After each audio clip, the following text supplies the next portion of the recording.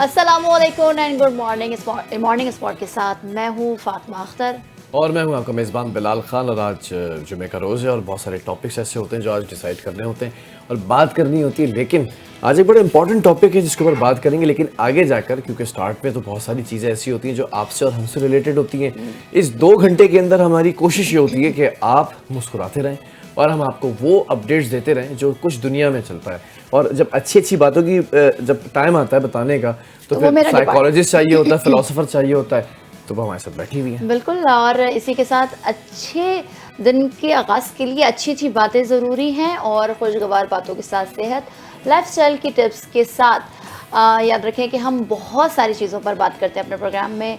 अच्छी अच्छी रिपोर्ट्स आपको दिखाते हैं जिसमें आप देख सकते हैं कि आप कहाँ आपने जाना है, उस हवाले से दिखाते हैं आपको। मगर जिन दिन का जो आगाज़ करेंगे वो मुस्कुराहट से हो तो मुस्कुराहटें और जुड़ जाती हैं। अच्छा, आज की बड़ी अच्छी रिपोर्ट है और आज हमारे रिपोर्टर ने एक रिपोर्ट जो है वो तैयार की है और एक खूबसूरत सा शहर आज आपको दिखाने जा रहे हैं। बहुत सारे लोगों को मेट्रोपॉलिटन सिटीज़ के बारे में पता होता है, लेकिन जो दूर दराज शहर होते हैं या छोटे शहर होते हैं उनके बारे में नहीं पता होता। उनकी एक बड़ी तवील हिस्ट्री होती है, वो भी अगर आज आप ट्यून करके रखेंगे। मगर उससे पहले अच्छी बात कर लेते हैं। आजकल हर इंसान इतना मसरूफ़ हो गया है कि एक दूसरे के पास बैठने, हाल चाल पूछने या 2 पल साथ गुजारने का वक्त ही नहीं रहा। हर दूसरा शख्स शिकायत करता है कि वक्त नहीं मिलता यार। लेकिन हैरत की बात यह है कि वो वही शख्स सोशल मीडिया पर सबसे ज़्यादा मुतहर्रिक नज़र आता है। कभी इंस्टाग्राम स्टोरी, कभी फेसबुक पोस्ट, तो कभी व्हाट्सएप स्टेटस। तो फिर ये सवाल होता है कि हम वाकई इतने मसरूफ़ हो चुके हैं या फिर हमने ख़ुद को गैर ज़रूरी कामों में, मोबाइलों में, सोशल मीडिया मसनूई मसरूफियात में उलझा लिया है। बिलाल, आपको क्या लगता है कि ऐसा है, ऐसा ही चल रहा है? क्योंकि जब हम किसी से बात करते हैं, चाहे वो फ्रेंड्स हो, रिलेटिव्स हो या किसी काम के लिए हमने जाना हो, तो हम ये कहते हैं टाइम नहीं है, बहुत बिजी चल रहे हैं। अब हमने ना अपने आप को तन्हा कर लिया। दोस्त हो, अहबाब हो, रिश्तेदार हो, ये सब ये कीमती सरमाया तो होते ही हैं, लेकिन हम इनसे खुद ब खुद दूर होते जा रहे हैं। खुद साख्ता तौर पर हमने अपने आप को एक बाउंड कर लिया एक कमरे के अंदर।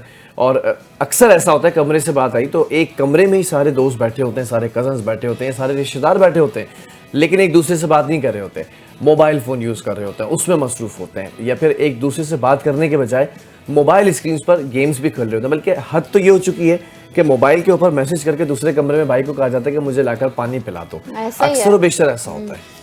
अच्छा, फिर साथ साथ हम चले, आपने दोस्तों की बात की, कजन्स की बात की, मगर फैमिली में जब हम खाना खा रहे होते हैं, हमारे हाथ में एक हाथ में मोबाइल होता है और एक हाथ से हम खाना खा रहे होते हैं। अक्सर वालिदैन, अम्मी अब्बू यही डांट रहे होते हैं कि भाई ये क्या तरीका है, सब मोबाइलों छोड़ो और खाने पे। अच्छा, जो अम्मी अब्बू डांट रहे होते हैं वो आज अम्मी अब्बू भी मोबाइल हाथ में रख के बैठे हैं। ये बात भी सही, बिल्कुल हकीकत है। और ये आज का वो वाली हकीकत बन चुकी है कि इसके बगैर हमारी लाइफ शायद मुमकिन नहीं है। मगर रिवायती गपशप, हंसी मजाक, खुलूस और ताल्लुक अब सिर्फ मैसेजेस और इमोजीज तक महदूद रह गए हैं। अपनों से जुड़े रहिए, क्योंकि ज़िंदगी की असल खुशी राब्ते में नहीं बल्कि राब्ते में रहने में है। अच्छा, इमोजी से याद आया मुझे, पहले बिलाल आपको भी याद होगा कि हम कार्ड्स एक्सचेंज करते थे। कार्ड्स का एक्सचेंज होता था, बड़ा खूबसूरत एक्सचेंज होता था और प्यारे प्यारे खूबसूरत कार्ड्स होते थे और घर पे कार्ड्स बनाते थे और बाकायदा उस पर हैंड राइटिंग से, अब आप जिसकी हैंड राइटिंग घर में अच्छी हो या दोस्तों में या रिश्तेदारों में या कजन्स में, करता था तो लिखा करते थे बाकायदा तौर पर कि भाई फलां की तरफ से फ्रॉम टू दोस्त अहबाब। तो वो जो है ना वो इमोजीज में किसी की बर्थडे आती थी तो हमारी जिम्मेदारी होती थी एक कार्ड बनाते थे, कार्ड शीट चला के उसको पूरा मार्कर से बनाया करते थे और फिर उसके ऊपर कुछ चीज़ें भी चिपकाते थे। खासतौर पर लड़कियाँ ज़्यादा काम करती थी। अच्छा, हमारे यहाँ ये होता था कि ये सारा कार्ड बन गया, फिर उसके बाद राइटिंग की अगर बात आती तो मुझसे लिखवाया जाता था। आज ये दौर आ गया कि अब तो बने बनाए कार्ड्स आ चुके हैं, लेकिन वो कार्ड्स भी एक तरफ से पीछे हो चुके हैं। अब सिर्फ एक इमोजी भेजते हैं। और फिर साथ साथ वो जो शेर और शायरी चलती थी ना, डब्बे में डब्बा, डब्बे में केक, हमारी बहना लाखों में, किस तरह के जो शेर और शायरी चलती थी उसकी तो बात ही अलग थी। मगर अब इन सारे राब्ते जो हैं वो मोबाइल के जरिए होते हैं, मैसेजेस के जरिए होते हैं। इंस्टाग्राम पे स्टोरी शेयर करें, फेसबुक पे करें या व्हाट्सएप पे करें या वॉइस मैसेज करें, मगर वो जो खुलूस, मोहब्बत और वो जो एक अपनापन था वो सब कहीं इसी मोबाइल में कहीं खो चुका है, सोशल मीडिया के जरिए वो खो चुका है। अच्छा, स्क्रीन टाइम बहुत बढ़ चुका है। हम बहुत ज़्यादा हम फालतू में बैठे हुए होते हैं, हम सिर्फ स्क्रॉलिंग कर रहे होते हैं। स्क्रॉलिंग करते करते جب ایک ایپ کی ساری چیزیں دیکھ چکے ہوتے ہیں تو پھر اس کے بعد انسٹاگرام سے اٹھ کے فیس بک پر آ جاتے ہیں, فیس بک سے اٹھ کر ہم ٹویٹر پہ چلے جاتے ہیں, ٹویٹر سے اٹھ کر پھر ہم تھوڑا سا نیٹ فلکس کی طرف چلے جاتے ہیں, پھر نیٹ فلکس سے ذرا سا بور ہو کر ہم دوبارہ اسنیپ چیٹ پر آ جاتے ہیں. جب اسنیپ چیٹ کے بیچ بیچ میں بھی ہم واٹس ایپ اسٹوریز اور اسٹیٹس چیک کر رہے ہوتے ہیں کہ اس نے کیا لگایا, اس نے کیا لگایا. بیسکلی ہمیں یہ نہیں پتا ہوتا کہ کوئی کیا کرے اپنی زندگی کے اندر. ہم یہ نظر رکھے ہوتے ہیں کہ جو اس نے اپڈیٹ کیا ہے ہم اسی سے جج کر رہے ہوتے ہیں, ہمیں بیہائنڈ دا سین اسٹوری نہیں پتا ہوتی ہے. تو اس اچھی بات کا مقصد یہ ہے کہ اپنوں کے ساتھ ٹائم اسپینڈ کریں, فیملی میں ٹائم دیں, موبائل کو سائڈ رکھ کر پلیز. اور ساتھ ہی ساتھ پھر جو کمیونیکیشن گیپ آ رہا ہے نا آپ کے رشتوں میں, بہن بھائیوں میں یا بہنوں میں یا بھائیوں میں یا ماں باپ میں یا ماں بیٹی میں, باپ بیٹے میں, تو اس گیپ کو ختم کریں ہسبینڈ وائف میں, کیونکہ اس اسکرین ٹائم میں اور اس موبائل نے ہمیں کافی اپنائیت کو جو ہے نا اس کو پیچھے چھوڑ کر ہم اس ٹیکنالوجی کے دور میں آگے بڑھ گئے. چلے جی, اس اچھی بات کے ساتھ آگے بڑھتے ہیں رات بھر کی خبروں کی طرف, ملکی اور عالمی سطح پر اہم اپڈیٹس کی طرف چلتے ہیں. اور بہت اہم بلال ڈیولپمنٹ ہوئی ہے, چاہے وہ ملک میں ہو چاہے وہ ملک سے باہر ہو. اور اسی کے ساتھ اورکزئی حملے میں ملوث 30 خارجی اپنے انجام کو پہنچا دیے گئے. سیکیورٹی فورسز کے ذرائع کے مطابق lieutenant colonel Junaid Tariq, major Tayyab Rahat اور 9 جوانوں کی شہادت میں ملوث دہشت گرد ہلاک کر دیے گئے. سیکیورٹی ذرائع کے مطابق سیکیورٹی فورسز ملک بھر سے دہشت گردوں کے خاتمے کے لیے پرعزم ہے. یاد رہے کہ 2 روز قبل اورکزئی میں سیکیورٹی فورسز کے آپریشن کے دوران لیفٹیننٹ کرنل اور سیکنڈ ان کمانڈ میجر سمیت 11 جوان شہید ہو گئے تھے, جبکہ فورسز کی جوابی کارروائی میں 19 خوارج مارے گئے. پاک فوج کے شعبہ تعلقہ عامہ ISPR کے مطابق انٹیلیجنس بیسڈ آپریشن 7 اور 8 اکتوبر کے درمیان شب کو کیا گیا. بالکل ایسا ہی ایک بڑا آپریشن تھا, اور یہ ابھی کچھ ہی دن پہلے جب شہادتیں ہوئی تھیں تو اس کا بدلہ لے لیا گیا ہے. اب آپریشن کے دوران 11 بہادر جوانوں نے بھی جام شہادت نوش کیا ہے. ISPR نے اس کی کنفرمیشن بھی دی ہے کہ اس کے مطابق انٹیلیجنس بیسڈ جو کارروائی کی گئی ہے بھارتی پراکسی فتنۃ الخوارج کے ٹھکانے پر کی گئی. اوبویسلی وہ ہاٹ اسپاٹس تھے, وہ فائنڈ آؤٹ کیے گئے, سارٹ آؤٹ کیے گئے, دین ایگزیکیوشن ہوئی. اس دوران فورسز نے مؤثر کارروائی کرتے ہوئے 19 بھارتی سرپرست خوارج جو ہے وہ ہلاک کیے ہیں. جبکہ ISPR نے یہ بھی کنفرمیشن دی ہے کہ lieutenant colonel Junaid Tariq front سے ٹیم کی قیادت کر رہے تھے, وہ لیڈ کر رہے تھے اپنی پوری ٹیم کے ساتھ. Second in command major Tayyab راحت نے بھی جام شہادت نوش کیا ہے. اب جو لوگ کہتے ہیں نا کہ بھائی یہ صرف جو نان کمیشنڈ ہوتے ہیں وہی جو ہے وہ جنگ میں اترتے ہیں یا سامنے فرنٹ پر آتے ہیں, سو یو کین سی کہ اس وقت کرنل اور میجر جو ہے وہ فرسٹ کمانڈ اور سیکنڈ کمانڈ میں تھے, جس کے بعد یہ ہم نے دیکھا کہ آپریشن فلفل ہوا ہے. اور فتنۃ الخوارج ایک ایسا آپریشن ہے جس کے اندر ہم یہ دیکھ رہے ہیں کہ جو بھارتی پراکسی یافتہ ہے نا یا پراکسی کے حوالے سے جو ہے وہ کام کرتے یہاں پر حملے کرتے نظر آ رہے ہیں. اسی حوالے سے منور پنہار صاحب جو ہے ہمارے ساتھ لائن پر موجود ہیں بلال, اور بات کرتے ہیں ان سے بات کرتے ہیں اور جانتے ہیں کہ بھائی یہ جو آپریشن پوری قوم یکجا ہے, متحد ہے کہ بھائی دہشت گردی کے خاتمے تک اپنی جانوں کا نذرانہ پیش کریں گے اور اس ملک پر ایک آنچ بھی آنے دیں گے. منور صاحب بہت شکریہ آپ کے وقت کا. کیا کہیں گے سر, بھارت اور پاکستان کی جنگ کے بعد جب اب ہم دیکھ رہے ہیں کہ جو بھارت کی جو تلملاہٹ ہے اس کا جو غرور خاک میں ملایا ہمارے جوانوں نے, اب وہ دوسرے ممالک کے ساتھ ان کی سرزمین کو یوز کرتے ہوئے ہمارے ملک میں ہمارے جوانوں پر, ہمارے ملک کی سرزمین پر حملے کر رہے ہیں. مگر جو قوم متحدہ اور جو فوج, پاک فوج, تمام ایک پلیٹ فارم پر, سیاسی جماعتیں ہوں یا حکومت ہو, ایک پلیٹ فارم پر ہیں. آپ کیا کہیں گے کہ کس طرح ممکن مزید بنایا جا سکتا ہے کہ دہشت گردوں کو ان کے ٹھکانے تک پہنچایا جائے؟ بہت شکریہ, آپ نے پروگرام میں مدعو کیا. آپ نے بالکل بجا فرمایا کہ بھارت کو جو ذلت آمیز شکست کا سامنا کرنا پڑا, پوری دنیا میں جگ ہسائی ہوئی, خطے میں تنہائی اور سفارتی دنیا میں تنہائی, یہاں تک کہ اپنے لوگوں کے اندر جو اس وقت بے چینی ان کو نظر آ رہی ہے, نارتھ ایسٹ میں چاہے وہ 7 سسٹرز ہوں یا لداخ کا معاملہ ہو, وہاں پہ ایکٹیویٹیڈ ایجیٹیشن نظر آ رہی ہے. اس کے بعد بھارت نے پراکسی وار پاکستان کے خلاف تیز کر دی ہے, اور یہ پاکستان کا دعویٰ نہیں ہے, یہ یونائٹڈ نیشن کی اس پہ بھرپور رپورٹ ہے. اس سے پہلے جنوری 2023 میں international institute for peace Washington نے اس پہ تفصیلاً رپورٹ دی تھی.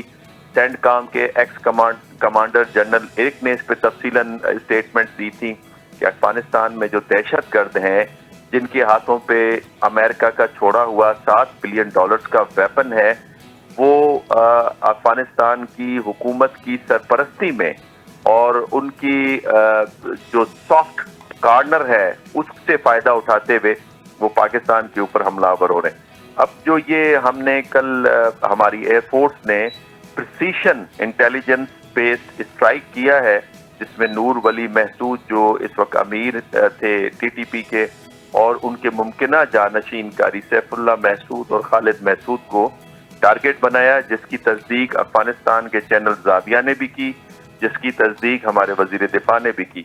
لیکن ہمارے وزیر دفاع نے اس سے پہلے بڑا کلیئر کیا تھا کہ پاکستان وہ ملک ہے جس سے افغانستان زمینی فائدہ اٹھاتا ہے۔ ہر مشکل وقت میں ہم نے افغانستان کو مدد دی ہے، ان کی معاشی مدد ہو یا غذائی مدد ہو، لیکن ہمارے دشمنوں کو پناہ دینا اور ان دہشت گردوں کو رکھنا جو پاکستان کے خلاف کارروائیاں کر رہے ہیں، یہ برداشت نہیں کیا جائے گا۔ تو افغانستان میں جہاں ان کے ٹھکانے ہوں گے یا پاکستان میں ہوں گے یا ان کو جو پناہ گاہ دے گا وہ ٹارگٹ پہ لیے جائیں گے۔ منور صاحب ذرا یہ بھی بتائیے گا کہ اس وقت جو پاکستانی بارڈرز ہیں خاص طور پہ بھارت کے ساتھ جو لگتے ہیں اس پر بڑی ٹینشن بھی ہے، اور یہ بھی خبریں آ رہی تھی کہ جو اس وقت عام ویپنز ہیں یا پھر ڈیٹرنس ہے وہ اس کی مد میں ہم نے بارڈر کے اوپر کشیدگی دیکھنا شروع کر دی ہے، گاؤں کو خالی کرا لیا ہے، اور پھر ہم یہ دیکھ رہے ہیں کہ لوگوں کو وہاں سے ریپلیس کر دیا گیا ہے۔ اس طرح کی کچھ تصدیق ہے خبروں کی؟ جی وہ ایک قسم کی پوسچرنگ ہے۔ دیکھیں اس وقت بھارت کے اندر لوگ، اگر آپ نے وہ تقریر سنی ہو نریندرا مودی کی جو عوام کو کہہ رہے تھے کہ میرے دل میں گہرا زخم ہے اور میں اس کا حساب لوں گا، اس وقت لوگ خاموش بیٹھے ہیں اور اس کے اوپر کسی قسم کی اپریسیشن اور تالیاں مودی کو نہیں دے رہے۔ تو عوام کا اعتبار اس وقت مودی کے اوپر اٹھ گیا ہے، اور مودی حکومت اس وقت اپنی تاریخ کے نچلے ترین سطح کے اوپر شہرت کے حوالے سے کھڑی ہوئی ہے، بلکہ جی اچھا منور صاحب، یہ تو بات چلے ہم پاک بھارت کی کر رہے ہیں، مگر ظاہر سی بات ہے کل کابل پر بھی حملے کیے گئے، اور جو کہ ذرائع بھی بتا رہے ہیں کہ کامیاب آپریشن جو کہ ہم بہت سارے خوارج جو کہ فتنہ الخوارج کے ہیں اور جو کہ پروکسی تانے بانے یقیناً بھارت سے ملتے ہیں۔ آپ کو کیا لگتا ہے کہ پڑوسی ملک ظاہر سے بات ہے ایشیا کا خطہ ہے، اب جب کہ ہم نے دیکھا کہ امریکہ نے جب جنگ ختم کی اس کے بعد طالبان حکومت بنی، اور پھر جو افغانیوں کا کردار رہا ہے پاکستان پر، طالبان کا رہا ہے پاکستان پر، حملے ہوتے رہے ہیں، اب آپ کو لگتا ہے کہ اب پاکستان کو مزید چوکنا ہونا پڑے گا؟ کیونکہ ظاہر سے بات ہے وہاں پر دہشت گردوں کو ہم ان کو ٹارگٹ کر رہے ہیں، اس کے بعد کیا اب پاکستان کے لیے ایک نیا چیلنج سمجھتے ہیں کہ اب افغانستان کی طرف سے بھی ہمیں دیکھنے کو ملے گا؟ دیکھیں ہم حالت جنگ میں ہیں اور یہ 2 فرنٹ وار ہے۔ ایک طرف انڈیا کی طرف سے جو نقل و حمل ہو رہی ہے، گو کہ میں سمجھتا ہوں کہ انڈیا اس وقت پوزیشن میں نہیں ہے کہ وہ پاکستان پہ حملہ آور ہو، اور دوسری طرف سے ویسٹرن بارڈر یعنی افغانستان سے۔ اب افغانستان کا معاملہ یہ ہے کہ ہم نے بائی لیٹرل لیول پہ افغانستان کو کئی دفعہ سمجھانے کی کوشش کی ہے۔ اس کے علاوہ جو ریجنل اپروچ ہے جس کے اندر چائنا، رشیا، ایران اور پاکستان مل کے افغانستان کے ساتھ بات چیت کی ہے کہ آپ کے اندر جو دہشت گرد موجود ہیں وہ چائنا کے لیے، وہ ایران کے لیے، بیکاز ایران میں یہ جیش العدل اور جند اللہ یہ وہاں پہ پناہ لیے بیٹھے ہیں۔ پاکستان کے حوالے سے ٹی ٹی پی کا معاملہ ہو یا پی ایل اے یا پی ایل ایف کا معاملہ ہو، وہ افغانستان میں ہے، اور یہ جو اسلامی ترکستان جو اسلامک موومنٹ ہے وہ چائنا کے خلاف وہاں پہ ایکٹیو ہیں۔ تو ریجنل اپروچ کے ذریعے بھی سمجھانے کی کوشش کی ہے، پھر امریکہ کے تھرو بھی ان کو سمجھانے کی کوشش کی ہے، لیکن المیہ یہ ہے کہ کئی دفعہ ریڈ لائنز کو انہوں نے توڑا ہے۔ اب ایک ملک جو کئی آپ کے اوپر کئی دفعہ احسان بھی کر چکا ہے، آپ کی وجہ سے ہم نے سیاسی، معاشی اور سماجی برڈن بھی اٹھایا، جس سے ہماری سوسائٹی کا فیبرک بری طرح متاثر ہوا، معیشت متاثر ہوئی، ہماری سیکیورٹی متاثر ہوئی، اور آپ ان دہشت گردوں کو پناہ دیتے ہیں جو ہمارے معصوم شہریوں، سیکیورٹی فورسز کے اوپر حملہ آور ہوتے ہیں۔ ابھی بھی آپ نے دیکھا کہ ہمارے لیفٹیننٹ کرنل اور ہمارے ایک میجر شہید ہوئے، اور یہ ایک سلسلہ تسلسل کے ساتھ چل رہا ہے۔ تو یہ جو انٹیلیجنس بیسڈ آپریشن ہے، اچھا یہ انٹیلیجنس بیس آپریشن تھا یا یہ بھی خبریں مل رہی ہیں، اس کی بھی ذرا سا تصدیق کیجیے گا، ان ہاؤسز کیا سورسز ہیں آپ کے پاس؟ یہ کمبائنڈ ملٹری بیس آپریشن تھا کیا؟ اس میں ایران کی بھی تھوڑا سا مشاورت شامل بتائی جا رہی ہے. اور پلس چائنا کی بھی کوئی انوالومنٹ ہے منور صاحب؟ انٹیلیجنس شیئرنگ ہوتی ہے، اور پچھلے دنوں آپ نے دیکھا تھا کہ ایران کے ہائی آفیشل نے وزٹ بھی کیا تھا، بلکہ ان کے فارن منسٹر صاحب نے کہا تھا کہ انٹیلیجنس شیئرنگ کے اوپر ہم مل کے کام کریں، کیونکہ یہ کامن تھریٹ ہے، اور جہاں پہ کامن تھریٹ ہو اس کو پھر ایک کامن اسٹریٹجی کے ساتھ ٹیکل کیا جاتا ہے. یہ جو دہشت گرد افغانستان میں ہے، یہ عالمی امن، خطے کے امن، پاکستان، ایران، چائنا سب کے لیے خطرہ ہے. تو لہٰذا انٹیلیجنس شیئرنگ تو وہاں پہ ڈیفینیٹلی طور پہ ہوتی ہے. لیکن آپ اس کو دیکھیے نا کہ اس آپریشن کے پیچھے ایک لاجک ہے، ایک آپ کا صبر ہے، ایک تسلسل ہے، ایک ٹرینڈ آپ کو نظر آتا ہے. یعنی 1948 میں یہ افغانستان وہی ہے جس نے آپ کو یونائٹڈ نیشن کے اندر آپ کی ممبرشپ کا انکار کیا تھا. یہ آپ کو یاد ہوگا خلافت موومنٹ کے دوران دارالحرب جس وقت قرار دیا گیا تو انہوں نے بارڈر سیل کر کے ہندوستان کے مسلمانوں کو افغانستان میں داخلے سے روک دیا تھا. آپ کو یاد ہوگا 60 اور 70 کی دہائی میں داؤد خان کی جب سربراہی میں افغانستان نے پشتونستان کا ایشو اٹھایا تھا. آپ کو یاد ہوگا کہ یہ وہ طالبان ہیں جب ان کو مار پڑی تھی تو یہ پاکستان میں آ کے رہتے تھے، یہاں تعلیم حاصل کرتے تھے، یہاں پہ انہوں نے پنپے ہیں، یہاں سے بڑے ہو کے یہاں سے یہ لوگ گئے. اور حالانکہ پاکستان کے اوپر امریکن بڑا انٹینس پریشر تھا کہ ان کو ٹیکل کیا جائے، ان کو ختم کیا جائے. کہنے کا مقصد یہ کہ ہر لحاظ سے ہم نے ان کو سپورٹ دیے، لیکن اس کا نتیجہ ہمیں کیا مل رہا ہے؟ ہمیں نتیجہ ہمیشہ ان کی طرف سے بے وفائی ملتی ہے، دھوکہ ملتا ہے. اور پھر امیر متقی اس وقت انڈیا کے اندر ہے. آپ اس وقت انڈیا کے اندر جا رہے ہیں جس وقت حالات ٹینس کھڑے ہوئے ہیں. ٹھیک ہے منور صاحب، بڑی اچھی بات کی کہ ظاہر سے بات ہے ہم نے لاکھوں کی قربانی دی اور نہ صرف جانوں کا نذرانہ پیش کیا، ہم نے معیشت کے حوالے سے بھی ہم بہت پیچھے رہ گئے، ہم نے بہت زیادہ بجٹ اس پر خرچ کیا. مگر منور صاحب سوال یہ بنتا ہے، ابھی اتنی ٹینس سچویشن ہے ایشیا کے اس خطے میں، کیونکہ افغان مہاجرین کا بھی ایک معاملہ ہے. افغان مہاجرین بڑی تعداد میں پاکستان میں موجود ہے، چاہے وہ کراچی ہو، چاہے وہ دوسرے شہر ہو، اسلام آباد ہو، کہیں کی بھی ہم بات کر لیں. ساتھ ہی ساتھ کل جو امپورٹنٹ خواجہ صاحب نے جو ایک اسٹیٹمنٹ دی کہ بس اب بہت ہو چکا، پھر ویسے ہی ہم نے دیکھا کہ کیبنٹ میں جو کل میٹنگ ہوئی، عام اجلاس ہوا، وزیر اعظم شہباز شریف کہتے ہیں کہ سب متحد ہو جائیں، ایک پیج پہ رہیں گے اور ہم اب یہ تمام تر دہشت گردی برداشت نہیں کریں گے. تو آپ کو کیا لگتا ہے کہ اس کا فائدہ جب ہم سب متحد ایک پیج پر ہیں، سوال یہ کہ ایک مہاجرین کا معاملہ کیا بنے گا، اور اس کے بعد کیا انڈیا اور افغانستان کیا ایک پیج پر نظر آنے والے ہیں، یا کچھ اس طرح کی آپ کے پاس ذرائع بتا رہے ہیں کہ کچھ اس طرح سے ہونے جائے گا؟ کیونکہ انڈیا ایک طرف ہم دیکھ رہے ہیں کہ وہ مسلسل اپنی بدلے کی شکست ہوئی اس کا بدلہ لینے کے لیے بیٹھا ہے. دیکھیں انڈیا کی تو ایک میڈ کا جو گروپ ہے نا، جس میں مودی اور آپ کا اجیت دیول اور یہ آپ آ جاتے ہیں امیت شاہ اور دیول، یہ جب بھی وزٹ پے کیا، آپ کو یاد ہوگا جب دیول نے وزٹ پے کیا تھا کابل کا، اس کے بعد پاکستان کے اندر دہشت گردی میں اضافہ آ گیا تھا. تو اس وقت بھی ان کی اسٹریٹجی ہے، اور یہ اسٹریٹجی ایسی نہیں ہے جو چھپی ہوئی اسٹریٹجی ہے. کئی دفعہ ان کے جو ریٹائرڈ فوجی افسران ہیں انہوں نے بربلا اس کا اظہار کیا ہے اپنے ویلاگس کے اندر، پوڈ کاسٹ کے اندر، کہ ہم پاکستان کو اس طرح سے ٹیکل کریں گے. اس میں تو کوئی دوسری رائے نہیں ہے. اور پھر جو میں آپ سے بتا رہا ہوں کہ جو فیٹ اپ کی رپورٹ ہے جس میں انڈیا دہشت گردی کو فائنانس کر رہا ہے خطے میں، انلیگل ویپنز کی ترسیل کا مرکز رہا ہے، پھر یونائٹڈ نیشن کی رپورٹ آ رہی ہے، تو میرا خیال ہے یہ چیزیں اب ایسی ہیں جس پہ بہت زیادہ ایویڈنسز ہمارے ہاں موجود ہیں. اور پھر دوسری طرف افغانستان میں ایسی آوازیں ہیں، مثال کے طور پہ سنگار پیکار کے نام سے ایک اکاؤنٹ ہے جو کہ اب تو یہ بیانیہ بنانے کے پیچھے پڑا ہوا ہے کہ پاکستان انڈیا کے ساتھ افغانستان کو مل کے پاکستان کو 2 حصوں میں ڈیوائیڈ کرنا چاہیے، بیکاز پاکستان کی موجودگی خطے کے امن کے لیے خطرناک ہے. تو اچھا، مجھے بتائیں کہ آپ کو منور صاحب یاد ہوگا کہ پاکستان بارہا جو دفتر خارجہ سے پیغام دیا کرتا تھا افغانستان کو کہ جو آپ کے پاس چھپے ہوئے دہشت گرد ہیں تو ایٹ لیسٹ آپ ان کے ٹھکانوں کے، ہم ٹھکانے بتا رہے ہیں، ہم ہاٹ اسپاٹ بتا رہے ہیں، ہم فائنڈ آؤٹ کر کے بتا رہے ہیں، آپ ایٹ لیسٹ کارروائی کریں، آپ ایٹ لیسٹ ان کو وہاں پر پناہ نہ دیں.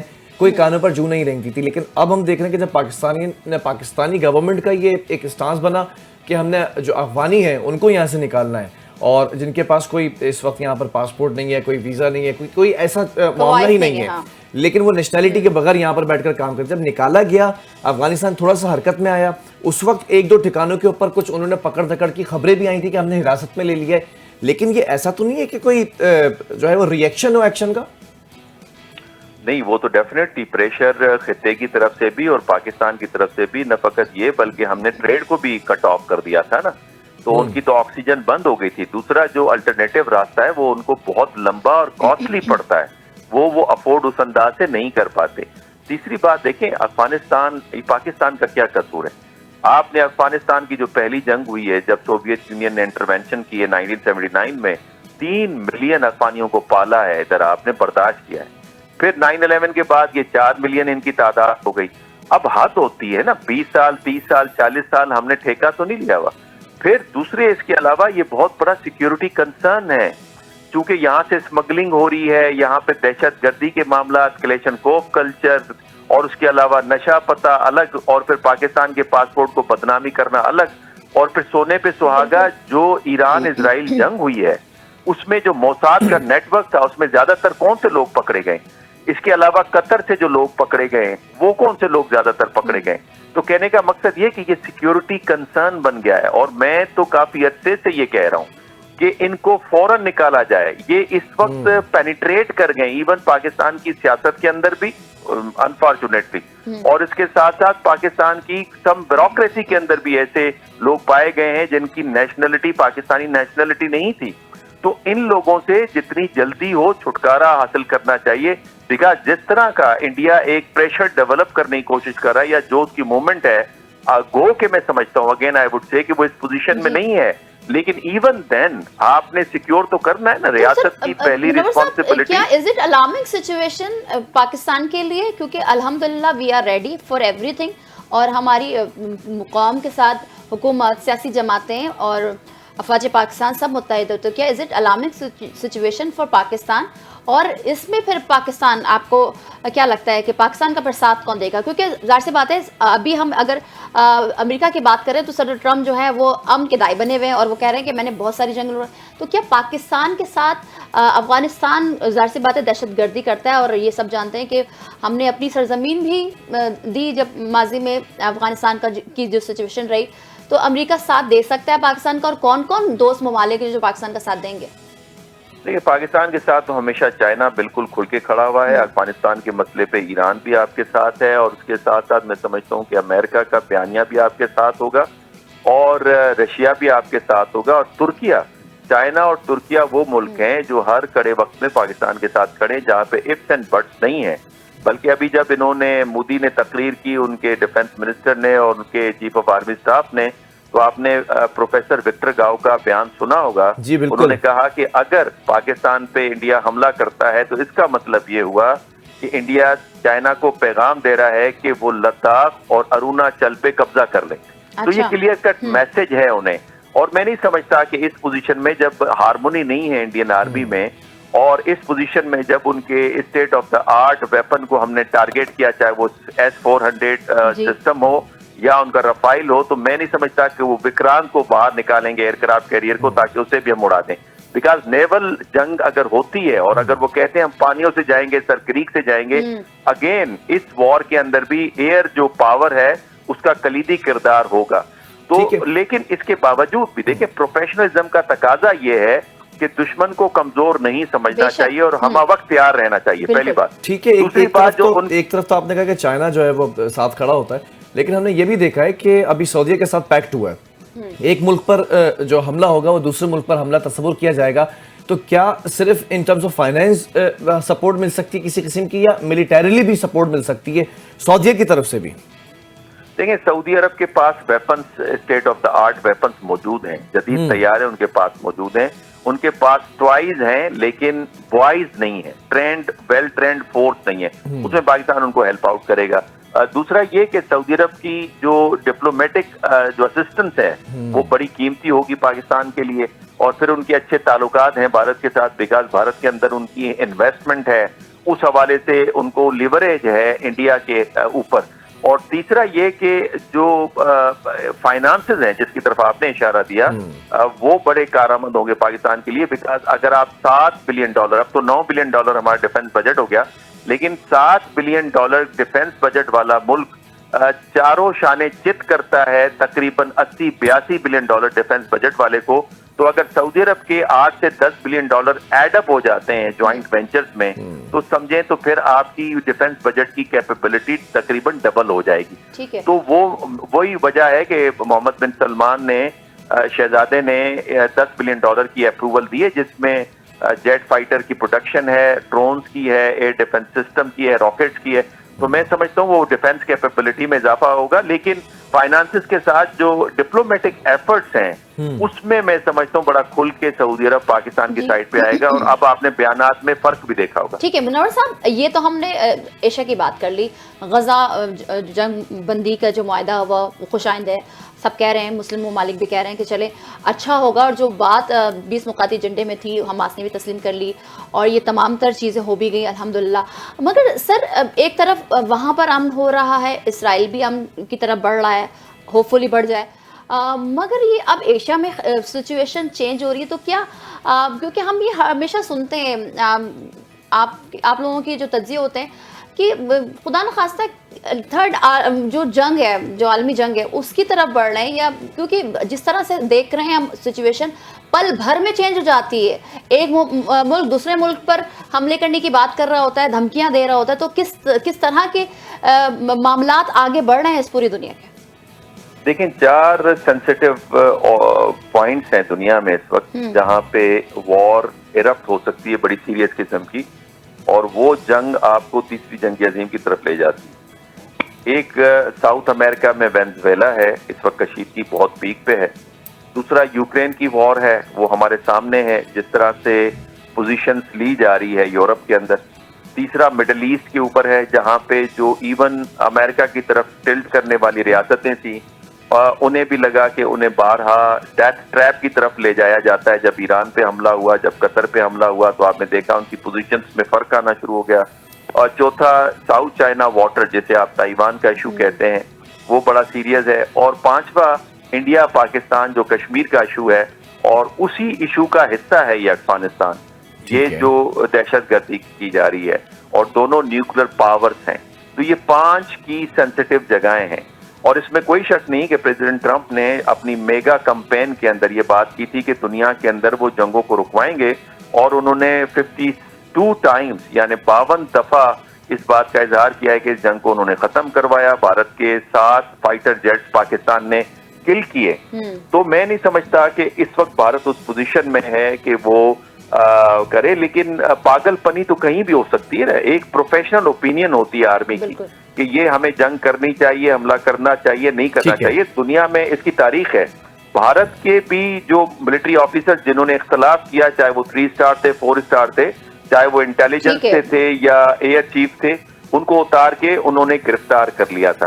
اور ماضی میں آپ کو یاد ہوگا آپریشن ماسکیٹر میں بھی برٹش آرمی چیف نے انکار کیا تھا, نہیں مانا گیا, شکست ہوئی. منور صاحب ہمارے ساتھ موجود ہے اور اپنا تجزیہ پیش کر رہے تھے. بہت الارمنگ سچویشن ہے ویسے تو پوری دنیا بھر کی, مگر کوشش یہ ہوگی کیونکہ جہاں قوم متحد ہوتی ہے, افواج پاکستان متحد ہے, سیاسی جماعتیں, حکومت متحد ہے, تو انشاءاللہ جو شکست سے 2-4 کے ہم نے بھارت کو آگے بھی ایسا ہی ہوگا. آگے بالکل ایسا ہی ہے. اور ذرا ایک چیز اور اس میں ایڈ کرتا چلوں کہ پہلی بار یہ بھی دیکھ رہے ہیں کہ اس وقت جو پوری دنیا میں دورے ہو رہے ہیں نا, سب سے زیادہ دورے اس وقت وزیر اعظم شہباز شریف صاحب کر چکے ہیں, اور دونوں چیزیں ملیٹریلی بھی اور بیوروکریسی بھی اور ڈپلومیسی بھی, ان تینوں چیزوں کو اگر ملائیں نا تو وہ ایک ہی پلیٹ فارم کے اوپر بیٹھے ہیں.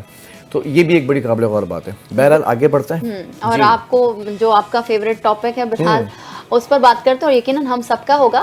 آج آپ کو ایک ایسے پیکج سے روشناس کرواتے ہیں اور آپ یقیناً وہاں پر جانے کو بھی پسند کریں گے اس پیکج کو دیکھنے کے بعد کہ بھاولپور آج آپ کو ایک ایسا شہر اور ایک ایسی سرزمین کی سیر کروائیں گے جس کو منڈی یزمان کہتے ہیں. یہ ناکا ضلع بھاولپور میں ہے, بلکہ پنجاب بھر میں مشہور ہے. تحصیل یزمان ضلع بھاولپور کی ایک اہم اور بڑی تحصیل ہے جو اپنی جغرافیائی حیثیت, تاریخی پس منظر اور ثقافتی ورثے کی وجہ سے نمایاں مقام رکھتی ہے. بالکل ایسا ہی. اور بھاولپور کی یہ جب اس وقت جس رپورٹ کی بات کر رہے ہیں آپ خود ہی دیکھیں گے تو آپ کو پتہ چلے گا کہ یزمان کو چولستان کے دروازے کے طور پر بھی جانا جاتا ہے. ذرا ایک نظر ڈالتے ہیں اس خوبصورت سی رپورٹ پر. تحصیل یزمان ضلع بہاولپور کی سب سے بڑی اور اہم تحصیل ہے. जो न सिर्फ रकबे के लिहाज से नुमाया है बल्कि तरीही और काफती एतबार से भी अपनी अलग पहचान रखती है। तहसील बहावलपुर शहर से तकरीबन 35 किलोमीटर के फासले पर वाक़या है और चोलिस्तान के दरवाजे के तौर पर जाती है। यजमान तहसील की सबसे बड़ी खसूसियत इसका चोलिस्तान रेगिस्तान से जुड़वा है। यहाँ से आगे बढ़े तो वैरान टेले कच्चे रास्ते और सहराई हयात का सिलसिला शुरू हो जाता है। यही वजह है कि यजमान को अक्सर चोलिस्तान का गेटवे भी कहा जाता है। यजमान की जमीन जरखेज है और यहाँ के किसान बड़ी मेहनत से गंदम, कपास, कमांद और सब्जियां उगाते हैं। यहाँ के खेत खलियां न सिर्फ मकामी ज़रूरत पूरी करते हैं बल्कि मुल्की माशियत में भी अहम किरदार अदा करते हैं। यजमान मंडी इसी तहसील का सबसे बड़ा तिजारती मरकज़ है जहाँ रोज़ाना हज़ारों किसान अपनी इजनास लेकर आते हैं। यजमान की पहचान सिर्फ ज़राअत तक महदूद नहीं, यहाँ के लोग रिवायती मेले, सूफी दरबारों और सहराई मेलों से अपनी सकाफत को जिंदा रखते हैं।